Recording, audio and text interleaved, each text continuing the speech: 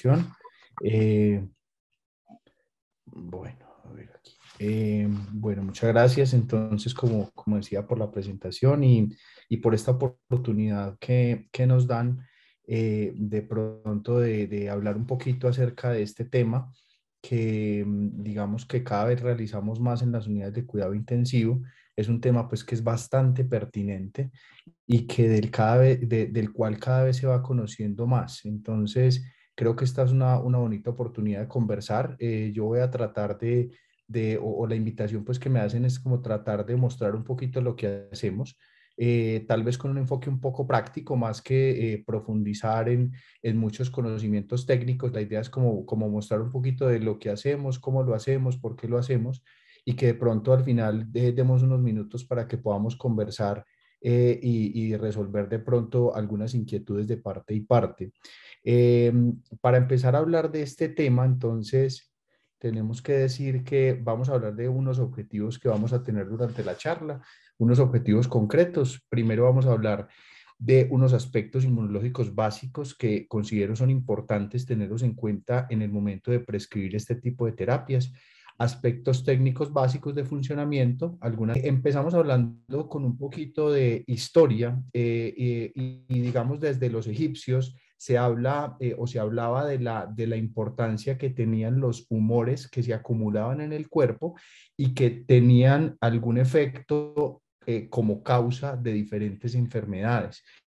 Y digamos que el acúmulo de estos humores se planteaba como una alternativa para remover estos humores, podía resolver las patologías de las personas. Es por eso entonces que se describen desde los egipcios en 1000 antes de Cristo la realización de flebotomías para tratar de resolver algunas patologías. Esto, digamos que fue evolucionando con el paso del tiempo y tuvo un pico para el siglo XVIII y digamos que es una base importante para todo lo que tenemos en todo lo que tiene que ver con las terapias de aféresis y todo lo que tiene que ver con las terapias de centrifugación que se realizan en los laboratorios. La palabra aféresis deriva del griego afaiéresis, que significa retiro, y tiene que ver con la separación de los componentes de la sangre, que como vamos a ver es una de lo que hacemos cuando tratamos de realizar una plasmaféresis, y es separar algunos de estos componentes, de los cuatro principales componentes, tratando de retirar el componente que consideramos está generando alguna alteración en el paciente para posteriormente devolver el plasma y con los componentes celulares que digamos, se ha podido, digamos, limpiar, ¿cierto? Entonces, esta, digamos, es una distribución de cómo se separan los componentes sanguíneos basados en la densidad relativa. Y vemos cómo la densidad del plasma es una determinada y va aumentando la densidad de las plaquetas un poco más altas y como los linfocitos, y siendo más alta la de los granulocitos y los eritrocitos. Algunas de las descripciones originales que se tienen respecto a este tema están alrededor de 1914, si bien antes de 1900, a finales de 1880, 1890, se describe la centrífuga como tal su funcionamiento, y a partir de esto entonces se empieza a conocer un poco de cómo podría ser una alternativa para tratar de dividir estos componentes del plasma y tratar por las técnicas de aféresis, tratar de eliminar del plasma algunas sustancias o algunos componentes humorales que pudieran ser responsables de alguna patología. Entonces, esta es la primera publicación en 1914 en la Universidad de John Hopkins, donde se habla de este tema. Entonces, como a medida que va pasando el tiempo y va mejorando los desarrollos con esta tecnología, para 1950 se empieza a hablar de los síndromes de hiperviscosidad relacionado con gamapatías monoclonales como la macroglobulinemia de Waldenström, donde tiene, digamos, alguna cabida y alguna importancia. Ya para 1959 aparece el uso de plasmaféresis en púrpura trombocitopénica trombótica con una alternativa adicional, y es no solamente remover algunos componentes como anticuerpos, sino adicionalmente, digamos, adicionar algunos componentes del plasma, en este caso el ADAMS 13, algún componente que pudiera ser deficitario y que pudiera explicar entonces este tipo de alteración. También se describe para 1963 en pacientes con artritis reumatoidea para la remoción de factor reumatoideo, así como la remoción de anticuerpos antinucleares y anticuerpos anti-DNA en pacientes con lupus eritematoso sistémico. Hay un punto muy importante en 1982 y es la aparición de la ASFA, que es la Sociedad Americana para la Aféresis, que digamos se une con el objetivo de pronto de unir expertos en el tema y tratar de ir construyendo un poco de la evidencia de lo que se tenía hasta ese momento para la realización de plasmaféresis, y sin duda que esta sociedad ha sido fundamental porque ha permitido recopilar la evidencia que se tiene al respecto, se ha ido actualizando con el paso de los años y en este momento ya cada 3 años, realizan una publicación de unas guías que más adelante les voy a mostrar un poquito, en las cuales nos apoyamos mucho para tomar las decisiones en pacientes. Hay un punto muy importante para empezar a hablar del tema y es un tema conceptual, que parece algo pues que puede ser muy simple, pero que creo que es importante tenerlo en cuenta para poder que todos hablemos el mismo idioma.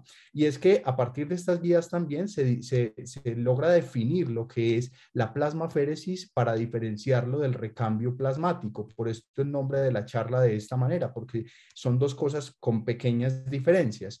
La plasmaféresis se refiere a un procedimiento de aféresis que separa y remueve el componente del plasma, pero no se realiza ningún reemplazo, que no es realmente lo que hacemos nosotros en cuidado intensivo. Digamos que para realizar este tipo de procedimiento usualmente se realizaría por técnicas de centrífuga, no por técnicas de filtración, que es la que hacemos nosotros con las máquinas de GLS, sino que lo que hacemos nosotros es una técnica que se llama recambio plasmático, en el cual hacemos una aféresis, pero seguido a la remoción del plasma y al paso por el filtro, reemplazamos el volumen de plasma extraído con plasma fresco congelado o con albúmina al 5% o al 4%, pues como está descrito en algunas publicaciones. Muy bien. Algunas diferencias. Entonces, miren, por ejemplo, que cuando realizamos un recambio plasmático, nosotros hacemos un volumen extraído aproximadamente 120 a 130% del volumen plasmático, y por eso hablamos de 1 a 1.5 recambios del volumen plasmático, como que vamos a ver un poco más adelante. En plasmaféresis el porcentaje es mucho más pequeño y obviamente pues no lo vamos a reponer, entonces no podría ser un volumen muy grande. El volumen infundido en recambio plasmático es el 100% o un poco más, en plasmaféresis 0. Y el tiempo del procedimiento en recambio plasmático nos llevamos entre 2 a 3 horas dependiendo del volumen, del filtro, del funcionamiento del catéter y demás, de la estabilidad hemodinámica del paciente. En plasmaféresis usualmente el tiempo va a ser mucho más corto. Me está pegando la positiva.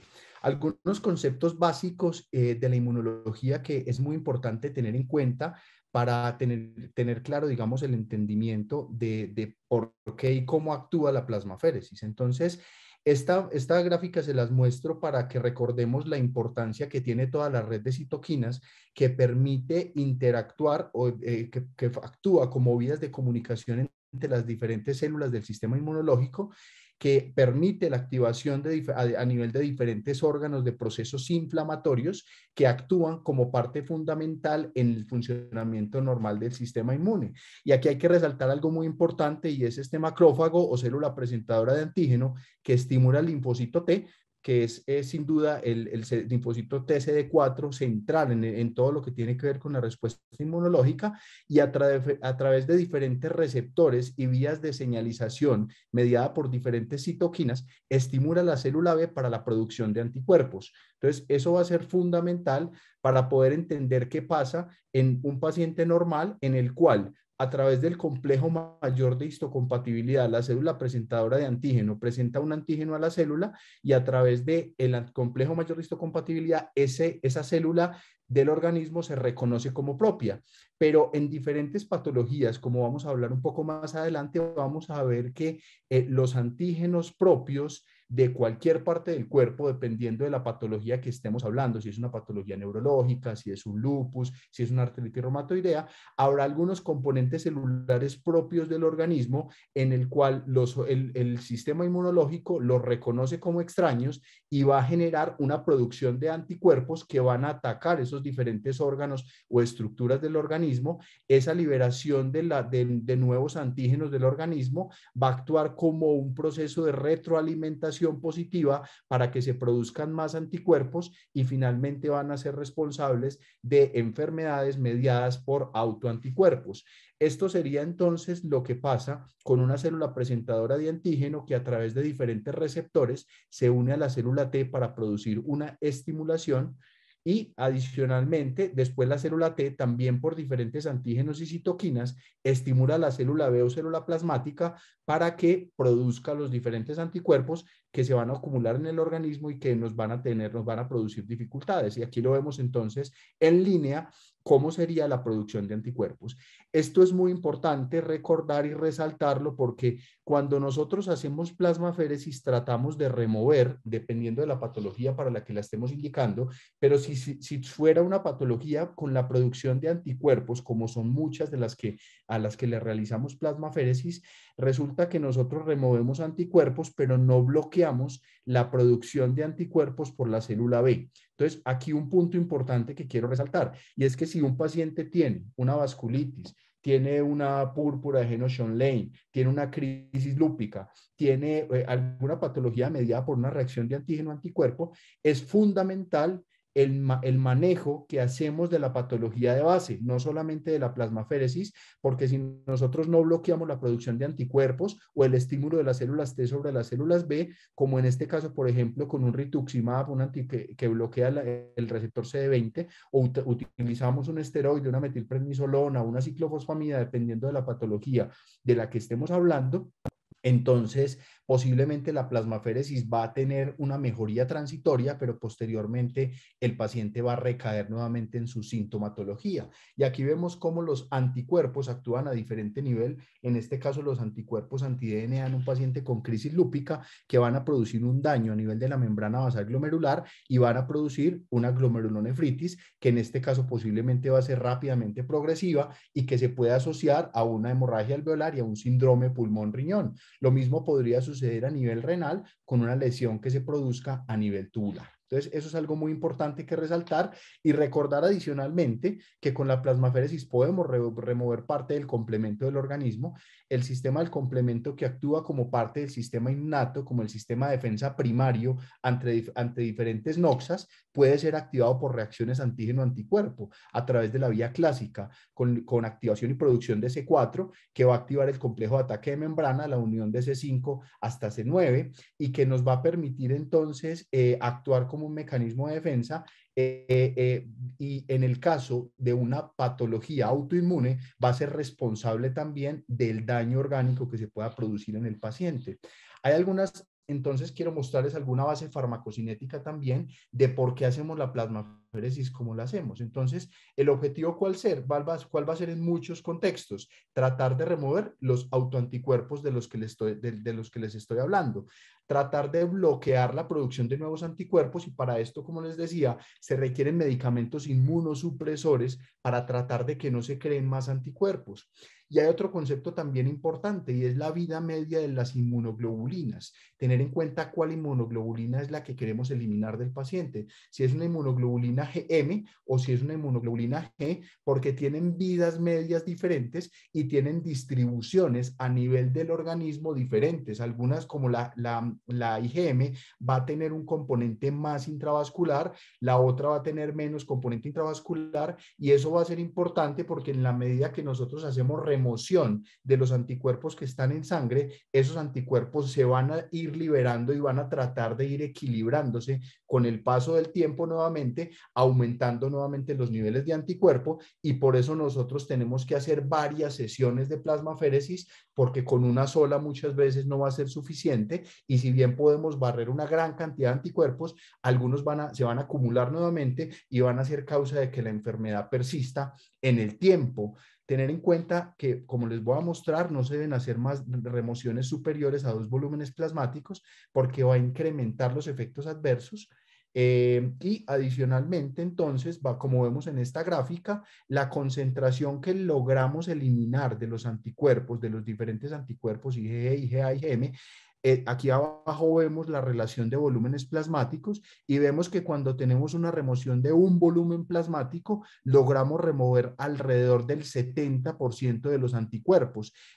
Posiblemente cuando lleguemos a este valor de 2 volúmenes plasmáticos en adelante, posiblemente no vamos a tener un mayor beneficio, pero sí se nos van a potenciar los efectos adversos, teniendo en cuenta que los filtros que utilizamos para plasmaféresis tienen unos poros grandes que digamos, no solamente filtran anticuerpos, también van a filtrar proteínas, también van a filtrar factores de coagulación y esto puede generar una descompensación en el paciente.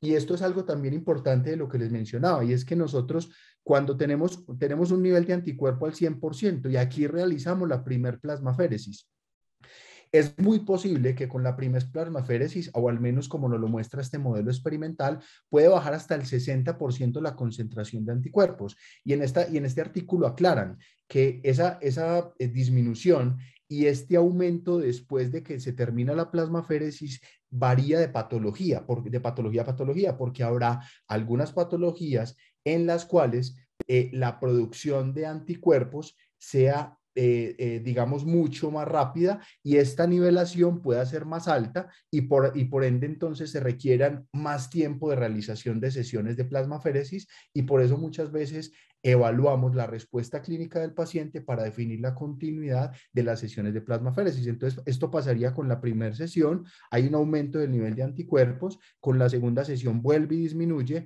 va incrementando, con la tercera vuelve y disminuye, y esto también es importante y llamativo porque lo vemos frecuentemente con pacientes en los cuales estamos realizando una primera sesión de plasmaféresis y tenemos dificultades con el filtro, porque el filtro nos empieza a molestar por presiones altas, por presión transmembrana elevada, y es posible que esto tenga que ver mucho con que la concentración de anticuerpos en el organismo en las primeras sesiones de plasmaféresis sea muy alto, tiende a obstruir los poros rápidamente y por eso a veces es complejo y tormentoso y aquí hay que resaltar mucho la labor de enfermería, porque nosotros como médicos obviamente trabajamos en equipo, tratamos de llegar a decir, vea, este paciente se puede beneficiar en conjunto con otras especialidades, la prescribimos, la indicamos, pero sin duda que el personal de enfermería va a ser un pilar fundamental para que la realización de estos procedimientos sea adecuado. Y volviendo a lo que les decía, esto explica entonces también por qué por allá la tercera, cuarta, última sesión ya no tenemos problema con la PTM, a no ser de que el catéter tenga alguna dificultad, pero usualmente ya la presión transmembrana es mucho más manejable y hace pues que sea mucho más fácil intervenirla. Esto es un protocolo que utilizan en el Hospital Clínic de Barcelona, que me llamó mucho la atención y por eso se los quise traer, y es que nos muestran cómo ellos tienen protocolizado en muchos de los pacientes hematológicos que por alguna razón requieren realizar recambios plasmáticos, ellos utilizan terapia inmunosupresora con rituximab antes de iniciar los recambios y al finalizar los recambios, realizan recambio plasmático el día 1 y el día 2. El día 3 pone inmunoglobulina. Esto podría ser bastante discutido porque uno podría poner inmunoglobulina para el día siguiente sacarla con plasmaféresis o con recambio plasmático, siendo un medicamento bastante costoso, pero sobre todo lo que más me llama la atención acá es la terapia inmunosupresora a la cual se le debe dar mucha importancia en este tipo de pacientes. ¿Qué vamos a buscar entonces con el beneficio con estos pacientes a los que les realizamos recambios plasmáticos o plasmaféresis? Vamos a tratar de producir una depresión rápida de los factores específicos. Ya hemos hablado, autoanticuerpos como inmunoglobulinas, pero también pueden ser complejos circulantes, reacciones antígeno-anticuerpo, crioglobulinas, cadenas ligeras de inmunoglobulina como pacientes con mieloma múltiple, sustitución de factores deficitarios como en los pacientes con púrpura trombocitopénica trombótica, en el cual hay un Adams 13 bajo que impide o que permite mejor un acúmulo de los multímeros de von Willebrand y va a generar pues procesos trombóticos y por tanto entonces no solamente tratamos de remover los anticuerpos que actúan sobre esta enzima Adams-13, tratamos de remover multímeros de von Willebrand, aunque son usualmente muy grandes y tendremos dificultad en removerlos, pero también entonces con plasma tratamos de meter Adams-13 que está en el plasma de este plasma donante al organismo del paciente para que cumpla o que reemplace esa función de Adams-13 en el organismo. También podemos buscar modulación de la respuesta inmune descargando el sistema retículo endotelial, tratando de depurar estos complejos inmunes.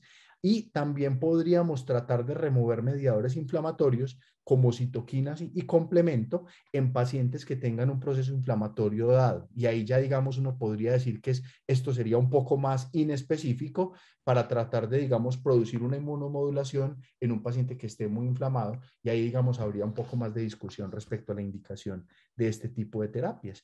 Hay dos técnicas grandes que se utilizan en el mundo para separar el plasma de la sangre total. Una es la centrifugación, que se utiliza sobre todo en bancos de sangre, en laboratorios. También hay algunas máquinas que permiten hacer plasmaféresis por centrifugación. Usualmente nosotros hemos utilizado y hemos aprendido en todos estos años a manejar la máquina de GLS que nos ha tenido, digamos, muy buenos resultados utilizando la filtración. Y básicamente, ¿qué hacemos con la filtración? Separamos componentes con el paso a través de un filtro que lo que hace es separar el plasma de las células. Sobre todo lo utilizamos todo en el contexto de la mano, mucho siempre con nefrología en las unidades de cuidado intensivo, y el tamaño de las moléculas que removemos va a depender del tamaño de los poros que tienen los filtros. Entonces, estos serían pues las dos alternativas que tenemos. Como les decía, la centrífuga lo que hace es separar los elementos de la sangre y básicamente entonces con esta separación tratar de depurar de la sangre el elemento que está produciendo la patología. Usualmente se pudiera inclusive realizar por vena periférica, utiliza bajos flujos, entonces no hay tanto riesgo de inestabilidad hemodinámica, aunque realmente la inestabilidad hemodinámica no suele ser un problema mayor en los pacientes a los que le hacemos un recambio plasmático. Hay un riesgo de trombocitopenia significativo, no hay tanto riesgo de sangrado porque requiere menos anticoagulación y se puede realizar de manera manual automática. Y básicamente lo que se hace es una centrífuga, como se llama una centrífuga de campana. Hay diferentes técnicas de centrífuga, pero realmente pues esta no es la que utilizamos. Nosotros utilizamos esta técnica, que es la de filtración, que básicamente utiliza una membrana de alta permeabilidad que tiene unos poros entre 0.3 y 0.6 micrones, que básicamente permite filtrar sustancias entre 3.000 y 160.000 Daltons, para tener en cuenta entonces que por el peso molecular de la inmunoglobulina M, usualmente tenemos dificultades en filtrarla con este tipo de filtros. Filtramos más fácil otros anticuerpos más pequeños, principalmente los de inmunoglobulina G. Requiere sin duda una vía central y requiere anticoagulación. Siempre tenemos que resaltar que los volúmenes igual que utilizamos en recambio plasmático es mucho más bajo del que utilizaríamos en una terapia de reemplazo renal continuo, como nos contaba la doctora Floriana hace 2 semanas. Usualmente en este tipo de terapias de terapia de reemplazo renal continuo utilizamos bombas de sangre por encima de 200 hasta 250. En cambio, en recambio plasmático utilizamos bombas de sangre entre 100 y 150 mililitros minuto. Hacemos remociones del plasma de alrededor de 2 litros o dependiendo del volumen plasmático del paciente podría ser hasta 3 litros, 3 litros y medio en 2 a 3 horas con menos riesgo de trombocitopenia, teniendo claro que utilizamos anticoagulación como lo vamos a mostrar en la prescripción, con un riesgo de hemólisis que depende mucho de la presión transmembrana, y esta presión transmembrana, como les decía, depende también mucho de qué tanto se saturan los poros del filtro, y con algunas técnicas que, digamos, se han venido implementando, como son las técnicas de doble filtración, que no las hacemos con la máquina de GLS, sino que hay una máquina nueva que es el Aferesmart. De pronto ustedes ya han tenido contacto con ella. Nosotros aún no hemos hecho plasmaféresis con esta máquina y que se las muestro acá, donde básicamente a lo que se refiere la doble filtración es una máquina, un filtro inicial que separa el plasma y un filtro después que es específico, como en el caso de los pacientes que tienen hipercolesterolemia familiar, que específicamente va a captar este colesterol y que puede ser también muy efectiva. Digamos que esta máquina también muy versátil, posiblemente cada vez vamos a tener más disponibilidad de utilizarla. Me voy a devolver a la que estaba acá. Entonces, para mostrarles en esta imagen lo que pasa con la filtración. Tenemos un filtro por donde pasa la sangre completa. Esta sangre, entonces, a través de los poros, va a permitir el paso de diferentes sustancias dependiendo del peso molecular, teniendo en cuenta que va a salir albúmina, va a salir globulina, va a salir fibrinógeno, van a salir diferentes factores de coagulación, van a salir electrolitos, y por esto, como les decía ahorita, es muy importante tenerlo presente, y por eso nosotros no hacemos tiempos largos de recambio plasmático, porque si prolongamos mucho más el recambio, posiblemente se va a potenciar el riesgo de que se presenten eventos adversos en el paciente. Esta gráfica pues la hemos visto muchas veces en presentaciones y básicamente nos muestra cómo es el tamaño de las partículas y digamos qué tipo de partículas, dependiendo de la terapia que estemos utilizando, filtraremos, ¿cierto? Si hacemos una hemodiálisis con un filtro normal, por difusión filtraremos estas partículas de pequeño tamaño. Si utilizamos una terapia de reemplazo renal continuo, una hemofiltración, vamos a filtrar partículas un poco más grandes, y definitivamente para filtrar estas partículas mucho más grandes como la albúmina, por ejemplo, beta 2 microglobulina o anticuerpos, definitivamente vamos a necesitar un filtro como un plasma filtro que nos va a permitir entonces filtrar moléculas más grandes. Esta imagen es similar. Aquí vemos cómo en la hemodiálisis filtramos partículas pequeñas, medianas en hemofiltración, y ya moléculas mucho más grandes a través del recambio plasmático. Hablar un poco entonces de las indicaciones, y les decía esta que para nosotros, y personalmente lo utilizo mucho y tratamos de hacerlo mucho en los grupos de cuidado intensivo, y es utilizar las guías ASFA como una guía que nos va a mostrar muy en detalle las indicaciones de cada una de las terapias dependiendo del paciente, con la importancia adicional que no solamente nos dice qué patología y en qué patología está indicada, sino que nos muestra cuál es la evidencia, nos muestra cuál es la dosis, nos muestra cómo debemos realizar los recambios, cada cuánto hay que hacerlo, nos muestra si tenemos que utilizar albúmina o si tenemos que utilizar plasma. Entonces, esto va a ser una herramienta que les recomiendo mucho tener a la mano, porque vamos a ver que son muchas las indicaciones que hay hoy en día para la realización de recambio plasmático, y por eso entonces nos apoyamos de esta herramienta. Resulta que como parte de la creación de la ASFA del Journal de Aféresis, ellos desde un principio, casi desde el 82 se crea la ASFA, y al 85 ya tenían categorizadas cuáles eran las indicaciones para la realización de recambio plasmático. Entonces ellos dividen en 4 grupos. El primero es donde la aféresis es primera línea, independiente de otro manejo. El segundo grupo, donde la aféresis es segunda línea, pero usualmente debe ir con otro manejo. En el tercer grupo vamos a ver patologías donde el rol de la aféresis no es tan claro y hay que individualizar cada caso. Y en el grupo 4, donde realmente puede ser inclusive dañina, y si uno la va a utilizar, definitivamente tiene que haber una aprobación por un comité de ética, porque la evidencia posiblemente es menos fuerte. Entonces, miren todas las patologías que vamos a tener, por ejemplo, en categoría 1. Y muchas de estas, posiblemente muchos de ustedes las han visto y han utilizado recambio plasmático en pacientes con Guillain-Barré, en pacientes que tienen una hemorragia alveolar por un Goodpasture, en un paciente con un SAF catastrófico o con una glomerulonefritis rápidamente progresiva, en microangiopatía trombótica, que se está ahorita hablando mucho y trabajando mucho, en SHUA, en MAT por medicamentos, en pacientes trasplantados, en microangiopatía trombótica asociada a púrpura trombocitopénica trombótica, en vasculitis ANCA también, que nosotros hemos tenido oportunidad de manejar algunos pacientes con hemorragia alveolar asociada a vasculitis asociada a ANCA. Entonces, en esta categoría 1 vemos patologías que tienen un peso de evidencia considerable y donde definitivamente sí o sí tenemos que usar plasmaféresis. O sea, si el paciente cumple el criterio clínico para esta patología y se presenta con un grado de severidad significativo, es necesaria la realización de esta plasmaféresis. Como les decía, casi siempre va de la mano con una terapia inmunosupresora.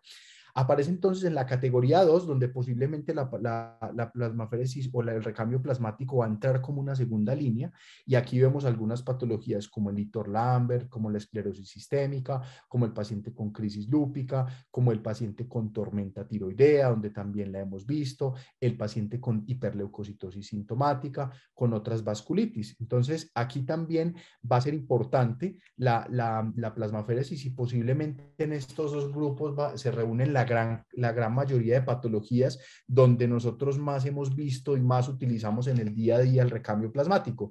Aparece la categoría 3, ya con algunas patologías menos frecuentes, o que digamos la evidencia no es tan fuerte, como el síndrome de shock en quemados, como un paciente que tiene un gel posparto, una paciente con un gel posparto, con el síndrome hemofagocítico, con otras MAT asociadas a infección, con una fibrosis sistémica nefrogénica, con una púrpura Henoch-Schönlein, donde posiblemente la evidencia pues es más baja, y por eso entonces habría que analizar muy bien el caso.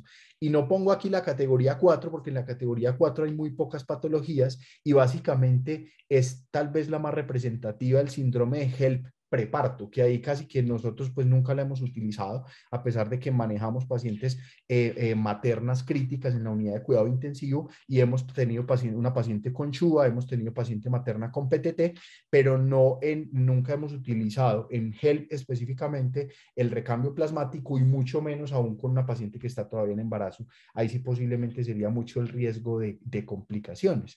Entonces, vamos a ver algunos puntos que van a ser claves en todo lo que tiene que ver desde el punto de vista técnico digamos, indicar o para tratar de prescribir este tipo de terapia. Vamos a ir tratando de desarrollar cada uno de estos puntos, por eso no los voy a leer, y vamos a tratar entonces de evaluar primero el acceso vascular. El acceso vascular en todo paciente que requiere una terapia de reemplazo renal va a ser clave, porque dependiendo de un adecuado flujo de ese acceso vascular, es muy posible que se nos facilite la realización del recambio plasmático, así como lo veíamos en terapia de reemplazo renal continua. Sin duda, tener un buen flujo en el catéter nos va a facilitar todo, y por eso entonces hay algunas recomendaciones, y es que, por ejemplo, los catéteres tengan al menos 13.5 French, que tengan una longitud dependiendo de la vía donde lo vamos a poner. Si vamos a utilizar un yugular derecho, que es la primera alternativa que deberíamos utilizar, este catéter debe tener por lo menos 15 centímetros. Si vamos a utilizar una vía femoral derecha, que es tal vez la segunda que tratamos de buscar y utilizar siempre en los pacientes que vamos a hacer una terapia de reemplazo renal o que vamos a hacer un recambio plasmático, pues tendrá que tener una distancia o tener una longitud, perdón, de 19 a 24 centímetros. Si utilizamos un catéter yugular izquierdo, que ya ahí uno empieza a pensar en que posiblemente ese catéter le va a generar más dificultad, debe ser un poco más largo del que utilizamos vía yugular derecha, y la vía femoral izquierda, que es tal vez la última alternativa que utilizamos. Algunas veces no tenemos más opción porque la vía femoral derecha está en uso, o el paciente tiene una línea, o el paciente hubo que ponerle por algún motivo un catéter central en la vía femoral derecha, y no nos queda, o las vías superiores están invadidas, o tiene alguna patología en la parte superior que contraindica un acceso vascular a ese nivel, y pues sin duda nos toca utilizar esta otra vía. Va a ser muy importante el cuidado que hacemos de este catéter, porque como hemos venido mencionando, en muchos pacientes a los que le hacemos recambio plasmático los vamos a tener inmunosuprimidos, porque les estamos poniendo medicamentos para bloquear esa célula T, para bloquear la célula B, para disminuir la producción de anticuerpos, pero fuera de eso estamos barriendo los anticuerpos de la sangre del paciente. Entonces estos son pacientes que están bastante predispuestos a las complicaciones infecciosas, a las complicaciones del catéter, y por eso la mínima manipulación y con la mejor técnica aséptica que podamos y que debamos hacerlo, sin duda que va a ser pues la manera en que debamos manejar estos accesos vasculares. Sin duda que la utilización de ecografía pues ni siquiera la pongo, pero es claro que deberíamos, el paso de un catéter tanto yugular como femoral deba ser guiado por ecografía, porque en la medida que tengamos menos punciones, que tengamos menos hematomas, esto se correlacionará con un menor riesgo de complicaciones infecciosas y complicaciones relacionadas con trauma a nivel vascular en el momento del paso del acceso vascular. El flujo de sangre, como les decía, usualmente es por lo mínimo 100 mililitros minuto y usualmente utilizamos la regla de 1.5 a 2 mililitros por kilo de peso del paciente. Entonces, en un paciente de 75 kilos, vamos a utilizar la velocidad de 150 mililitros minuto. Realmente, con un catéter alto flujo no vamos a tener dificultad. Siempre que tenga un buen flujo, nos va a permitir realizar este tipo de procedimientos. Hay un punto muy importante y es la estimación del volumen plasmático. Tener en cuenta que el agua corporal total es alrededor del 50 al 60%, puede variar si es hombre, si es mujer, dependiendo de la edad del paciente, pero como regla general uno podría decir que el 60% del agua corporal total en un paciente de 70 kilos es 42 litros. Resulta que de esos 42 litros o de este 60% se divide un 40% en el líquido intracelular que corresponde a 28 litros y un 20% al líquido extracelular que corresponde a 14 litros. Y de ese líquido extracelular, de estos 14 litros, lo tendríamos distribuido como líquido intersticial, 10 litros, y el plasma, que es alrededor de 4 litros, que es básicamente lo que trato de mostrar también aquí en esta imagen. Entonces, eso nos va a permitir como tener una regla general para tratar de definir qué estamos hablando, ¿cierto? Hay diferentes fórmulas por peso que le permitirían a uno determinar aproximadamente, dependiendo del hematocrito, si es normal o si tiene un hematocrito bajo, decir que el volumen plasmático es alrededor de 35 mililitros por kilo en un paciente, en un paciente con un hematocrito normal, o alrededor de 40 mililitros por kilo en un paciente que tiene un hematocrito disminuido. Pero definitivamente esta, que es la fórmula sugerida por Kaplan en las diferentes publicaciones iniciales, que tal vez pues son las publicaciones originales y en las que está basado mucho de lo que hay respecto al recambio plasmático, recomienda este método simplificado que realmente es muy sencillo y me parece que se aproxima mucho al plasmático del paciente. ¿Qué dice entonces Plan en esta sugerencia para calcular este volumen plasmático? Dice, mire, el volumen sanguíneo total es aproximadamente 65 kilos en mujeres y 70 mililitros por kilo en hombres. Entonces, esto es en mililitros por kilo, y como nosotros aquí el volumen plasmático lo vamos a obtener en litros, de este valor es que sale esta constante, porque aquí estamos pasando esto de mililitros a litros. Entonces lo dividimos por 1000 y por eso el valor es 0.065.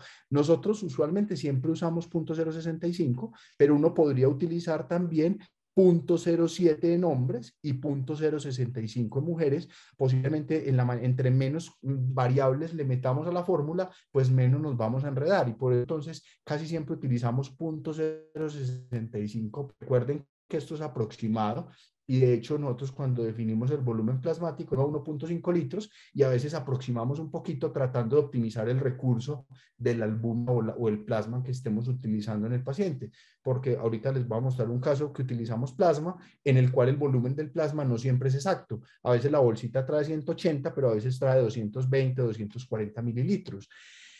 Y adicionalmente, entonces, tiene en cuenta el hematocrito, y la relación que pone es 1 menos el hematocrito en porcentaje sobre 100. ¿Eso qué quiere decir? Que si tiene 40% de hematocrito, simplemente uno pone en la fórmula 1 menos 0.4, para resumirlo. Entonces, mire que es una fórmula muy sencilla de calcular el volumen plasmático.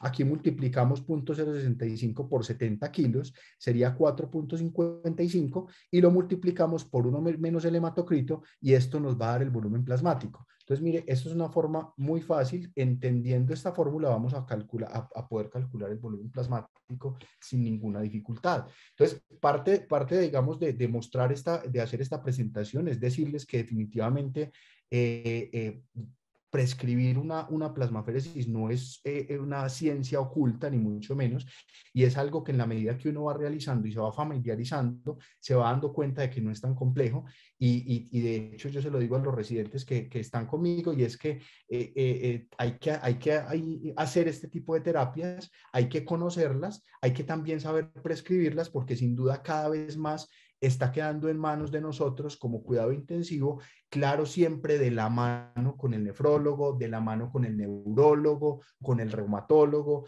dependiendo de la patología que lleve el paciente a requerir un recambio plasmático, vamos a trabajar en equipo, pero sin duda que nosotros en cuidado intensivo tenemos que liderar ese proceso de cómo vamos a hacer el proceso de recambio, y lo que hacemos muchas veces en el hospital es que el neurólogo dice, mire, tengo este paciente, creo que tiene un Guillain-Barré, lo voy a llevar para que le hagamos recambio plasmático, y de ahí para adelante es obviamente el manejo que nosotros vamos a ir definiendo dependiendo de la evidencia, dependiendo del paciente, cálculo del volumen plasmático, prescripción de la terapia, acceso vascular, evaluación clínica en conjunto para posteriormente definir un retiro de la terapia.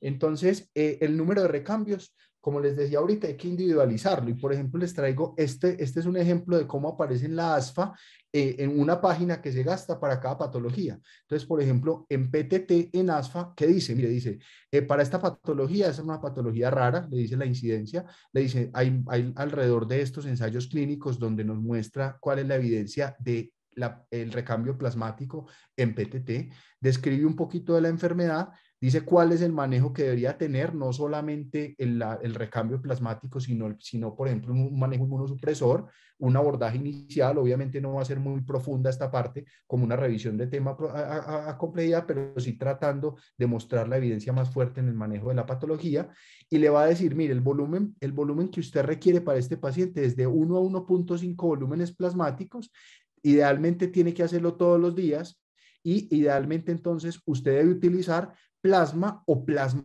más albúmina. En otra patología como un Guillain-Barré le va a aparecer albúmina, no le va a aparecer plasma.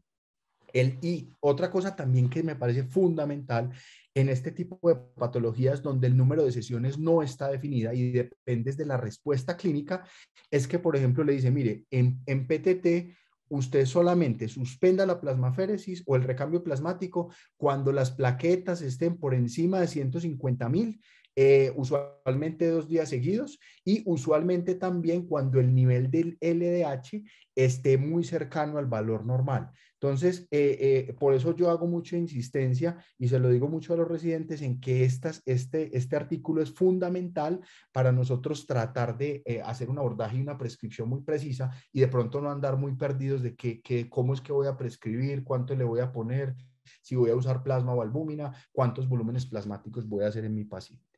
La anticoagulación va a depender de cada paciente. Habrá pacientes que no se pueden anticoagular, ¿cierto? Un paciente con una trombocitopenia severa, con 1.000, 2.000 plaquetas en el contexto de PTT o de un SHUA, uno pues definitivamente no podrá poner heparina.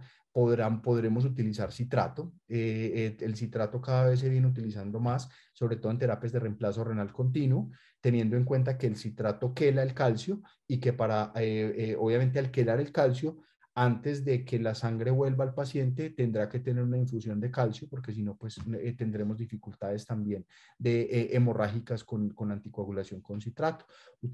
Usualmente utilizamos 10 unidades por kilo como regla, teniendo en cuenta que esta es una sesión que nos va a durar 2 a 3 horas, y teniendo en cuenta adicionalmente que va a haber una heparinización previa del filtro. Adicionalmente utilizamos una bomba previa de sangre de unos 300 mililitros que nos va a permitir hacer un lavado del filtro para minimizar el riesgo que se nos coagule. Eso también va a ser muy importante.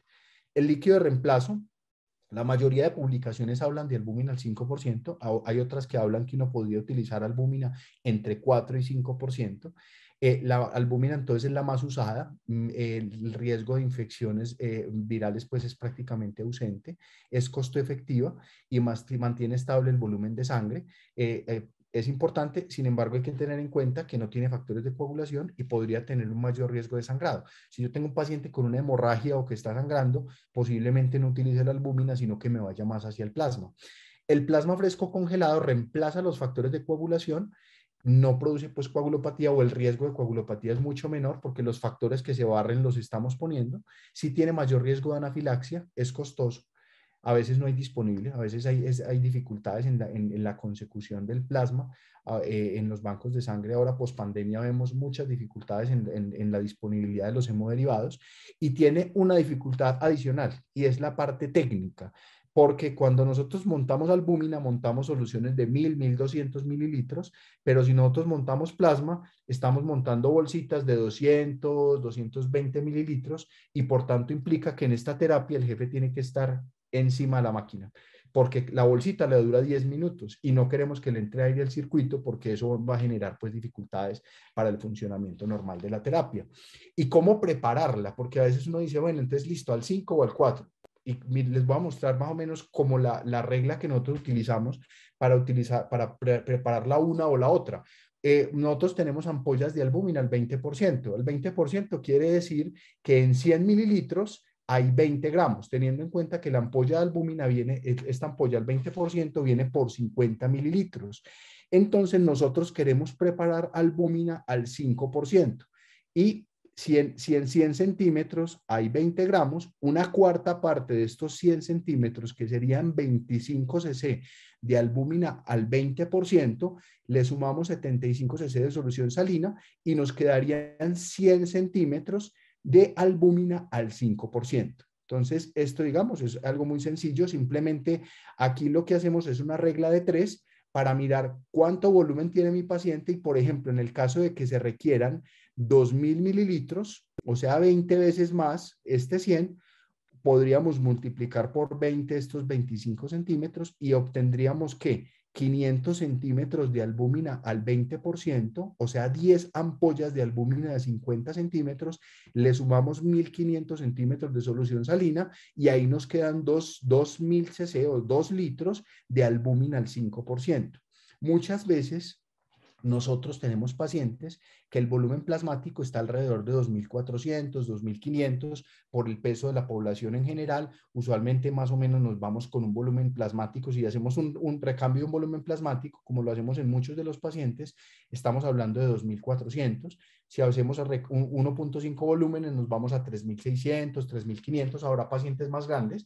Y muchas veces tratando de optimizar el recurso para no perder albúmina, porque mire que si yo preparo 2.500 centímetros de albúmina, de solución albuminada al 5%, estaría perdiendo 25 centímetros, porque aquí tendría que poner 12 ampollas y media más 1.875 de salina. Entonces aquí estaría perdiendo albúmina. Algunas veces desde el punto de vista práctico hemos utilizado albúmina al 4% muchas veces, y aquí también hacemos la misma regla de 3, básicamente concluyendo que 4 gramos de albúmina están en 20 centímetros de albúmina al 5%, más 80 cc de solución salina. Esto sería en 100, pero si utilizamos en 2000, entonces aquí tendríamos 8 ampollas de albúmina, 400 cc, más 1600 de solución salina. Entonces serían 2000 cc, o si necesitamos 2500, pues utilizaremos 500 cc de albúmina, o sea, 10 ampollas, más 2000 cc de solución salina.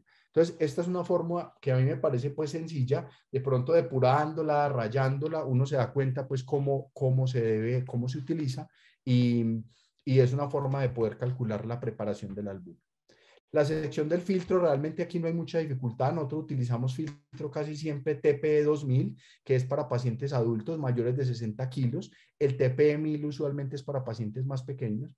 Este filtro 2000 nos permite flujos de sangre, de bombas de sangre entre 100 y 400. Entonces sería perfecto para lo que utilizamos en los pacientes, y es casi siempre pues el que tenemos disponible.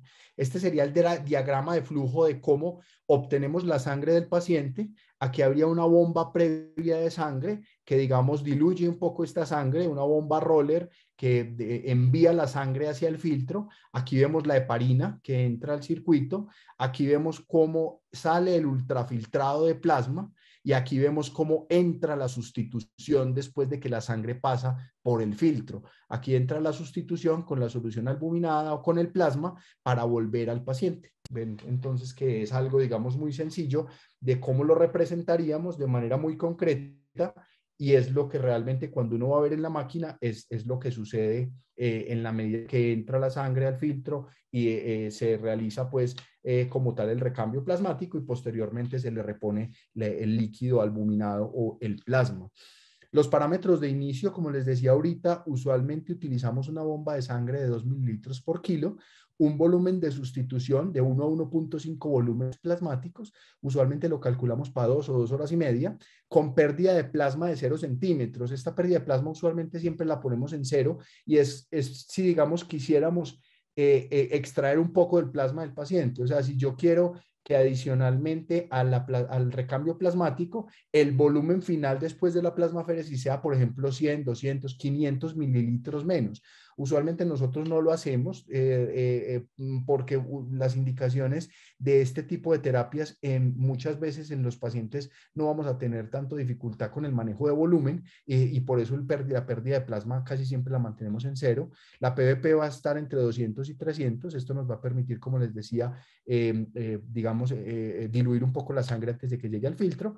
Y la heparina que usamos entre 5 y 10 unidades por kilo por hora.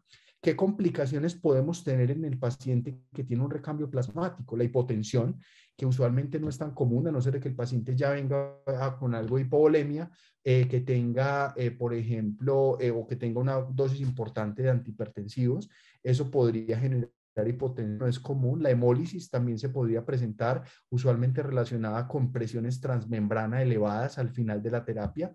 Anafilaxia, sobre todo si utilizamos plasma, realmente con albúmina es infrecuente. Hipotermia, pero para eso utilizamos los diferentes calentadores o las máquinas tienen circuitos para calentar y usualmente, como les he dicho, lo utilizamos por tiempo corto, no tenemos tanto esta dificultad como si la vemos mucho en hemodiafiltración cuando no tenemos un calentador. Y la hipocalcemia, que esta va a ser frecuente y por eso es muy recomendable la realización de calcio todos los días después cuando estamos realizando plasmaféresis, calcio iónico o colorimétrico corregido, y la realización de los tiempos de coagulación también va a ser fundamental. Adicionalmente, nosotros reponemos calcio cuando realizamos la plasma en una medida, pues digamos que resulta efectiva.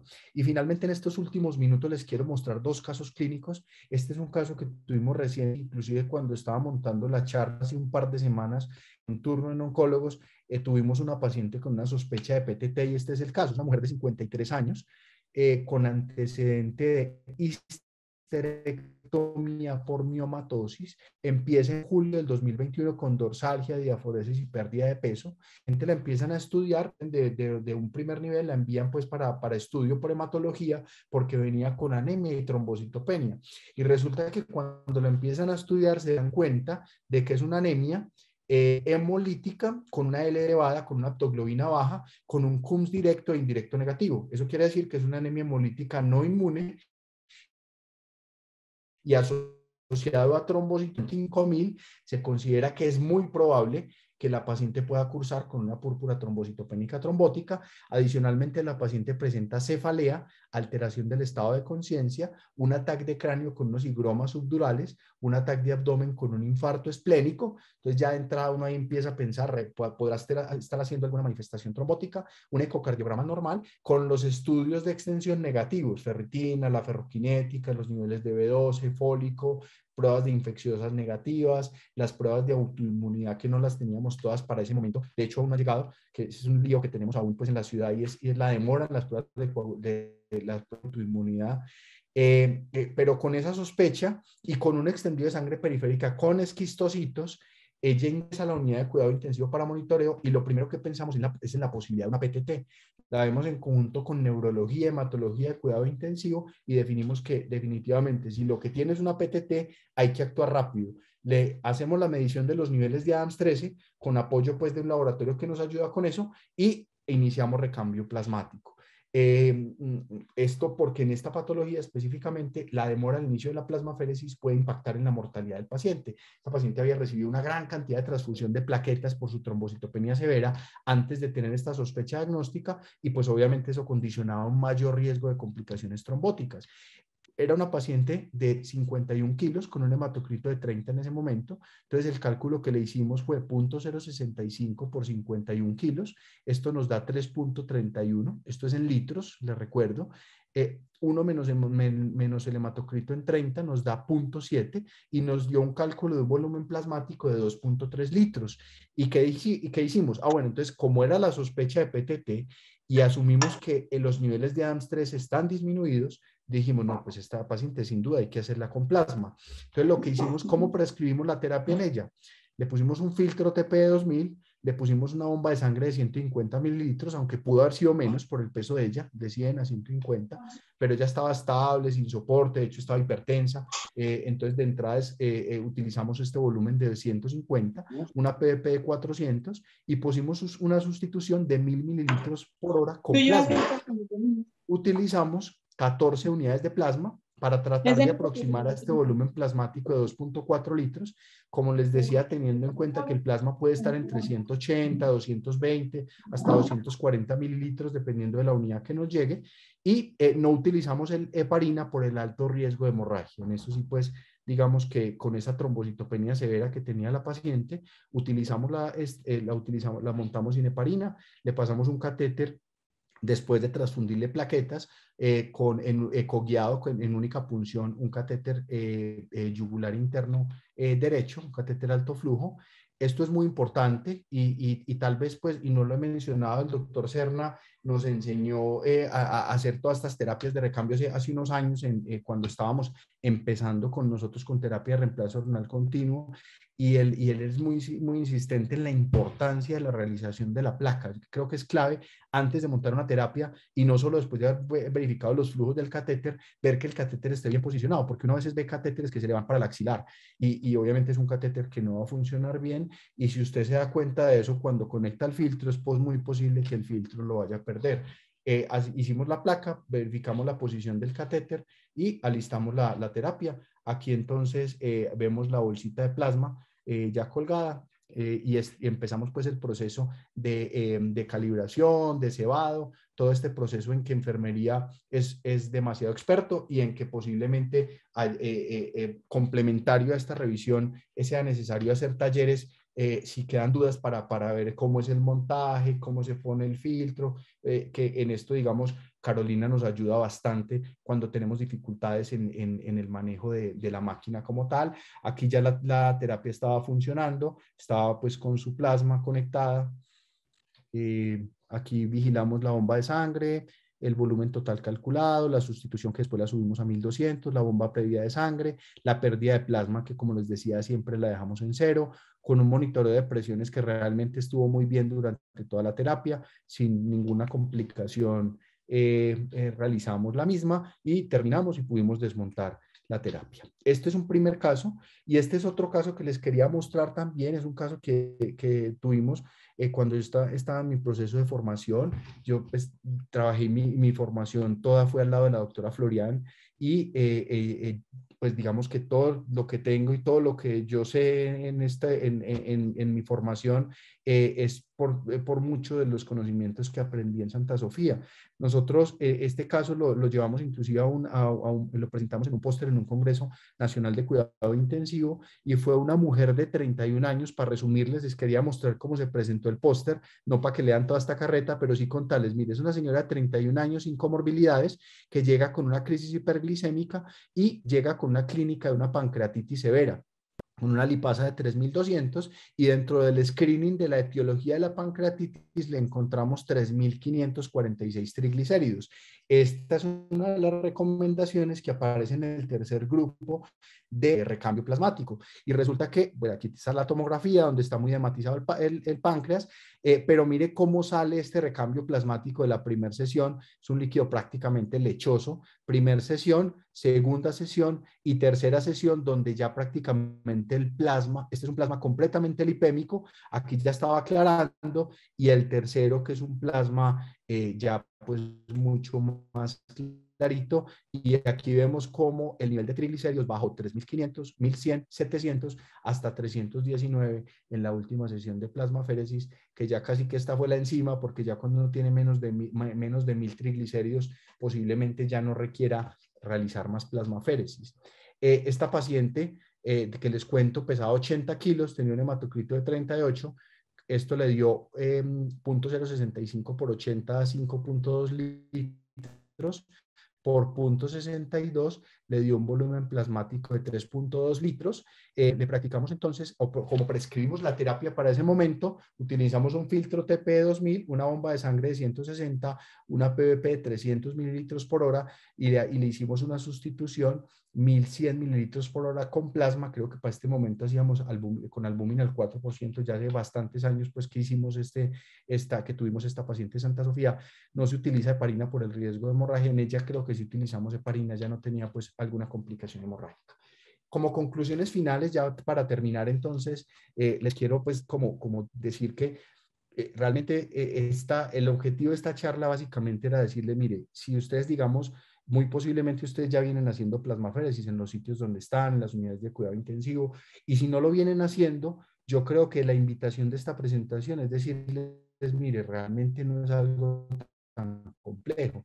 Es algo que requiere obviamente ser juiciosos, ser metódicos, estructurar, entrenarse bien, y para eso GLS nos ayuda mucho a que el personal se entrene, y obviamente con este tipo de presentaciones pues uno ve que realmente no es tan complejo, que uno puede prescribir, que realmente los efectos adversos y complicaciones de esta terapia no son muchos ni mayúsculos, que realmente es una terapia que está a la mano, que es asequible y que beneficia mucho a los pacientes. Porque es que si usted nosotros tuvimos, como les decía, en el hospital una paciente con SHUA que finalmente no tiene mucho beneficio, es una MAT asociada a SHUA o mediada por complemento, no se beneficia mucho pues de este tipo de terapia, pero cuando hay una MAT, la idea es iniciar esa plasmaféresis cuanto antes. Como en este caso que les mostré, yo llegué a turno y a las 2 horas ya estábamos montando a la paciente en plasmaféresis, obviamente habiendo estado en acuerdo con los especialistas que estaban a cargo, ¿cierto? Y que la venían manejando.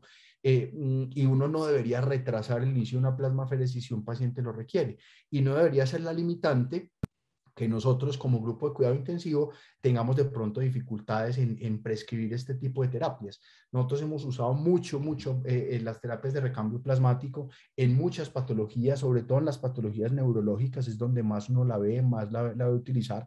Por eso pues no traje miastenia, no traje Guillain, hemos tenido muchos casos de estos en las diferentes unidades de cuidado intensivo, pero básicamente resaltar eso, la importancia de que tenemos una terapia que es muy útil, que está a la mano del uso y que tenemos a quien preguntarle, porque además nos dan el apoyo para realizarla. Múltiples indicaciones con evidencia en construcción. Una de las ventajas que tenemos es que la ASFA cada 3 años renueva las indicaciones y le va metiendo toda la evidencia que va saliendo y va diciendo, mire, de esta que estaba en categoría 3, el próximo año que va a salir las nuevas guías en el 2022, es posible que algunas que estaban en categoría 3 pasen a categoría 2 o de categoría 2 pasen a categoría 1, como es lo que usualmente va pasando con la medida que van saliendo las nuevas guías ASFA. Cada vez más una opción en manejo en uso y ya realmente les dije las conclusiones. Entender su funcionamiento permite una adecuada prescripción y una adecuada monitorización. Eso era lo que tenía para contarles. Me excusan, me demoré una hora, pero me gustaría pues que escucharlos si tienen preguntas para tratar de resolverlas y si nos quieren contar de su experiencia con este tipo de terapias. Muchas gracias. Bueno, Doc, muchísimas gracias por toda esta capacitación excelente, se lo agradecemos bastante. Bueno, por acá tenemos un comentario del doctor Juan José. Dice, gracias a GLS por el apoyo académico, al doctor Escobar por su esfuerzo y dedicación para magistral charla. Un abrazo.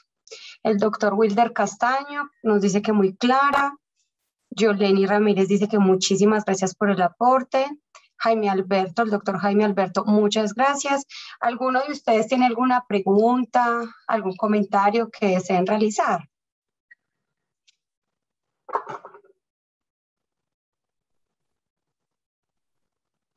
Todo muy claro. Tiene la mano levantada. La doctora Florian tiene la manito levantada. Buenas noches. Muchas gracias, José. Excelente charla.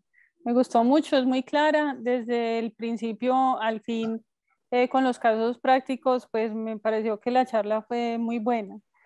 Dos cositas, pues, como para agregar ahí, y es que realmente como el flujo de sangre de esta máquina está entre 100 y 150, realmente uno no necesita más de 3 horas, pues, para hacer el recambio. O sea que uno realmente suspende el recambio de 1 o 1.5, pues según lo que uno vaya a buscar. Entonces uno suspende la terapia no tanto por las complicaciones, sino porque realmente haya logrado lo que estaba buscando con la terapia, que es a las en ese tiempo si uno hace el cálculo pues del flujo de sangre. Lo otro que quería contarles es que no solamente, digamos, en la PTT es importante iniciarla temprano, sino que hay muchos estudios que demuestran, por ejemplo, el MEPEX, que si uno empieza una plasmaféresis temprano en patologías como la vasculitis, pues estos pacientes tienen una mayor recuperación renal, o sea que es una cosa que uno siempre debe considerar cuando uno está enfrentado a una vasculitis, como lo dice la APSA. La APSA son unas guías muy buenas, como usted mostró, hay una página. En realidad uno lo único que tiene que hacer es abrir la página y ahí realmente habla muy bien y describe pues los pasos a seguir, lo cual le ha facilitado, yo pienso, las cosas en muchos sentidos, porque no solamente habla de lo que hay que hacer, sino de la evidencia que eso que uno va a hacer tiene. Y lo otro que quería contarles es que si bien es cierto, la albúmina es mucho más práctica y todo eso, generalmente la última plasmaféresis que uno planea debe tratar de hacerla con plasma y esta es una de las recomendaciones de la ABSA en muchas de las patologías que usted estaba mencionando. Excelente charla, José. Gracias, Doc, gracias, muy amable. Sí, sí, realmente usted tiene razón y esto del tiempo es muy importante porque entre más nos demoremos y prolongamos por allá más de 2 horas y media, 3 horas, la pérdida de factores de coagulación va a ser más alta. Y sin duda también es de pronto perderle el temor a realizarla con plasma, de pronto requiere estar muy pendientes digamos, ir poniendo una y otra bolsa para que no le vaya a entrar aire al circuito, pero es realmente, pues, se puede realizar, mejor dicho, sin ningún problema. Por aquí nos pregunta Erika Henao que si hay alguna diferencia en hacerlo en Harman que en solución salina, realmente nosotros lo hacemos indiferente. Usualmente lo preferimos el Harman primero, pero si no tenemos Harman de 1000, utilizamos salina de 1000, cualquiera de las dos. No sé si Caro o la doctora Florian tienen algo adicional ahí con el tipo de líquido. Es ¿Alguna más fácil recomendación desde conseguir la parte soluciones técnica? salinas. Es más fácil conseguir soluciones salinas de 1000 que Harman de 1000. O sea que, digamos que por ser prácticos, lo que se recomienda pues es un líquido isotónico, eh, pero digamos puede ser cualquiera de las dos. Lo que pasa es que me parece en el mercado mucho más fácil conseguir soluciones salinas de 1000. De acuerdo. Gracias, Doc. Bueno, médicos, doctores y jefes, ¿hay alguna otra pregunta o así está todo claro? Bueno, Igual yo me pongo a disposición cuando de pronto requieran y tengan dudas y yo pueda ayudar, tratamos de ayudarles y colaborarles. Yo realmente pues estoy disponible, Caro tiene mi teléfono, lo que necesiten en general pues con mucho gusto y desde pues de la poca experiencia que tenemos tratamos de colaborarnos siempre obviamente para hacer lo mejor por los pacientes. muchísimas gracias, Doc. No, muchas gracias a ustedes. Bueno, Doc, Muy muchísimas amable por gracias a esto. todos, muchísimas gracias por la participación, al doctor Escobar, muchas gracias por la charla, estuvo excelente, se lo agradecemos bastante. Bueno, en una próxima los invitaremos nuevamente. Muchísimas gracias, que estén muy bien. Gracias, feliz noche. Bueno, señora, hasta luego.